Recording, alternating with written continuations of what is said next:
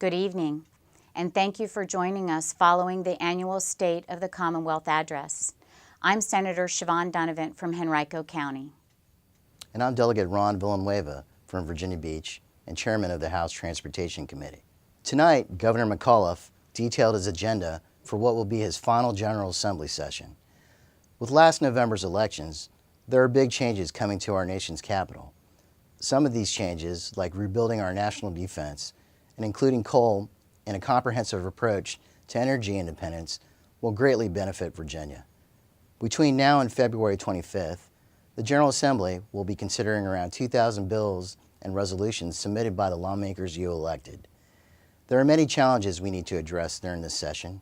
We will be promoting legislation to repair our economic development outreach and incentive programs, to restore Virginia's ranking as America's best state for business, reduce the regulatory burden by cutting government red tape that strangles job creation, eliminate fraudulent welfare spending by instituting reforms that will preserve the safety net for those truly in need, improve education by funding our public schools and encouraging greater choice for parents, combat the heroin addiction crisis that is devastating families and entire communities.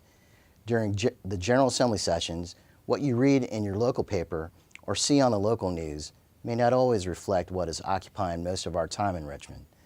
This disconnect occurs because the issues that receive most of our attention aren't as exciting as the latest partisan squabble. We believe Virginians have had enough of partisan squabbles.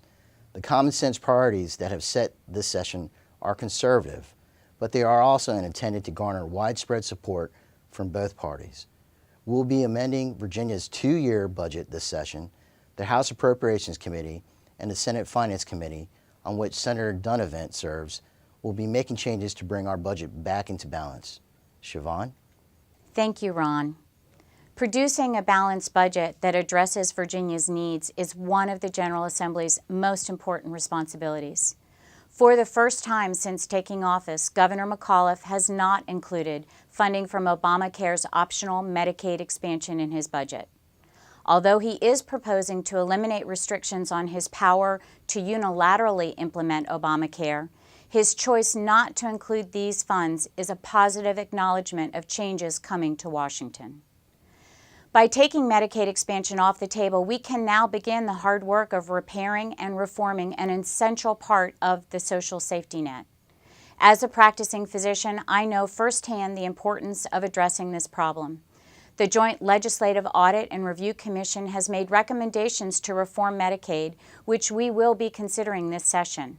Virginia's government establishes its priorities in the budget. We will be placing an emphasis on providing funding for the core functions of state government. We will prioritize our funding for our public schools and continue to support our colleges and universities.